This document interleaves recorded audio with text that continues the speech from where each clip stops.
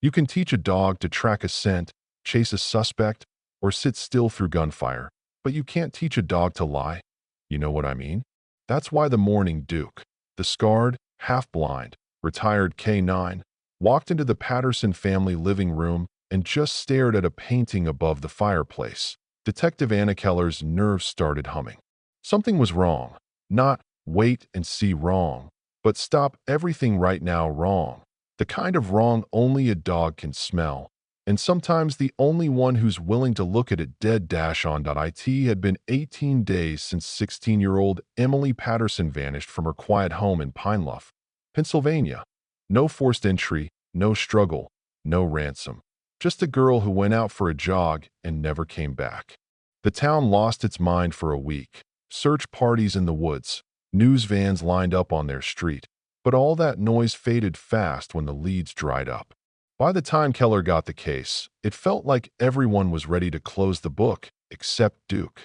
He was a retired military K9, not the glossy PR poster dog, but the type who'd survived combat, wore his scars like stripes, and still had a nose like nobody's business.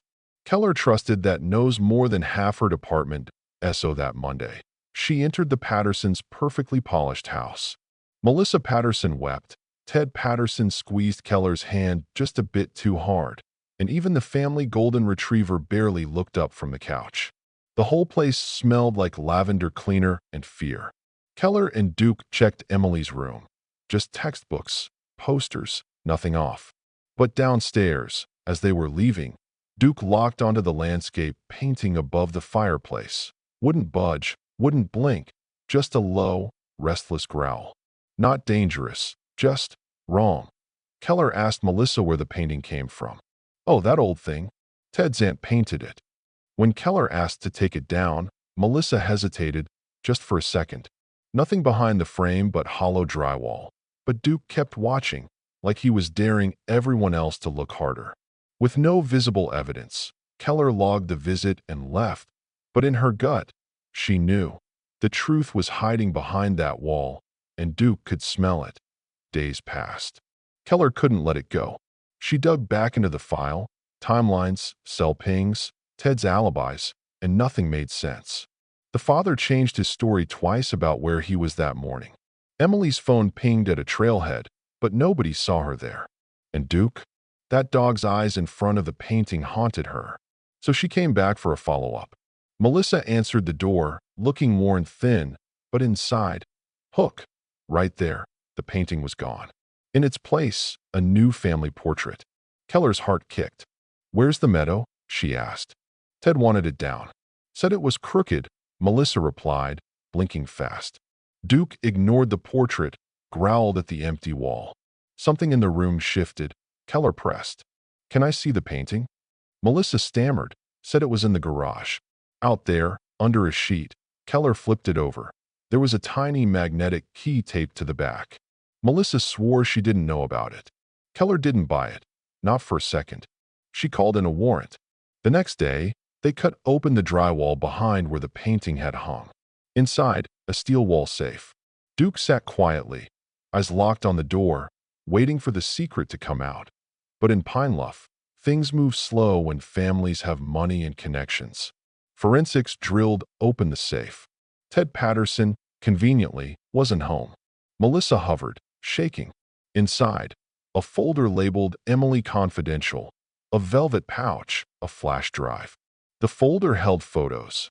Most were innocent, but one showed Emily at a coffee shop with an older man, his hand on her shoulder. Another, in a motel room, Emily stiff and frightened, no smile, no joy. School project, Melissa whispered, but no one believed that. The velvet pouch had a locket. Inside, a photo of another girl. Molly, 2011. Not in any Patterson file. There was a note. I know what he did. She tried to tell me. If anything happens, find the dog. Duke's gaze didn't waver. He knew. The flash drive was locked up tight. Back at the precinct, digital forensics broke it open, 2 video files. In one, Emily whispered, "If I go missing, he'll say I ran." But I didn't. The second, shorter, she looked straight at the camera. "He's the one who," and it cut off. Keller stared at Duke. That dog saw the truth when nobody else would. Keller dug deeper. Cold cases, missing teens linked to addresses where Ted Patterson lived. Molly Anderson, age 15, missing since 2011, never found. Emily's locket, Molly's name. Suddenly, this wasn't just Emily's story, it was a pattern. Keller pressed her captain. I want a full sweep of Ted's records. The captain sighed, warned of politics, but Keller snapped. I'm following the only witness who never lied to me. Soon, warrants went out. When officers executed the search, Duke marched straight back to the fireplace. This time, they found a second compartment. Inside, a motel receipt, burner phone, notebook, Emily's handwriting, addresses, names, and at the bottom, a key to a storage unit. Ridgeview Storage, Unit 7. Police cut the lock. Inside, tarped furniture, old boxes, a crate, Polaroids of girls, another locket, duct tape, zip ties, and, at the bottom, Emily's running shoes. Enough to arrest a monster, but Ted Patterson was gone, on the run. They found a bag abandoned at a motel, a gun, an exit plan, a photo of Emily, alive, bound, eyes pleading. The race was on. Every property, every rental, every connection, one by one, they checked them. Warehouse, nothing. Cabin, empty. Finally, a hunting lodge, off the grid, generator humming, fridge running, metal door with a keypad in the pantry. The code? Molly. The lock clicked. Down concrete stairs, into cold, damp air. Duke froze at a steel door. Keller burst in. Emily, pale, trembling, alive, collapsed into her arms. You found me, she sobbed, reaching for Duke. No, Keller said. You left a trail. He just followed it. EMTs checked Emily, but Ted was still gone. Emily gave her statement about Molly, about the threats, about a folder she found in her dad's study.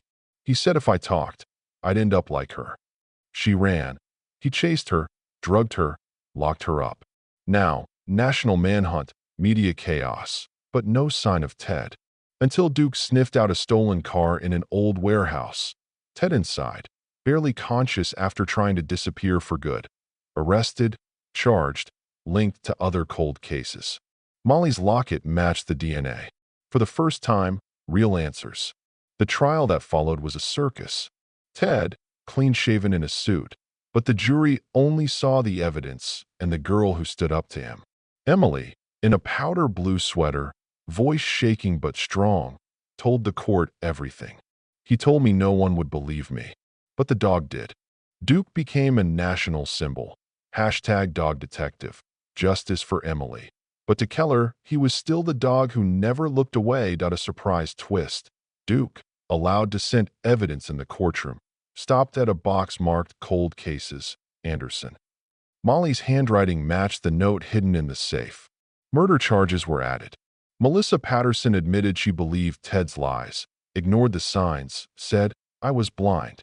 But my daughter wasn't. The jury found Ted guilty on all counts: kidnapping, obstruction, second-degree murder for Molly. Life without parole.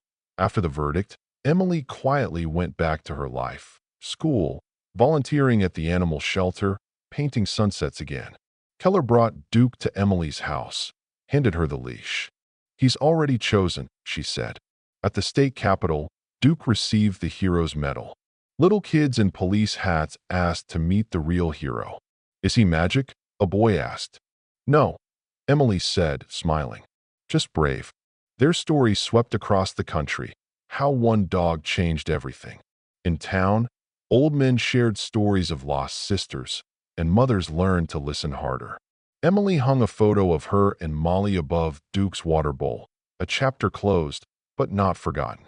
Keller saw real justice not in the sound of a gavel, but in the way Emily smiled again, and Duke finally rested easy. And maybe that's what justice looks like. A girl painting sunsets, a mother learning to see, a town deciding not to look away, and a dog who simply never did. If you made it this far, I hope you'll share your thoughts below. Do you think animals sense what we miss, or are we just too busy to see what's in front of us? Let us know. And if you believe in quiet heroes, maybe hug your dog a little tighter tonight.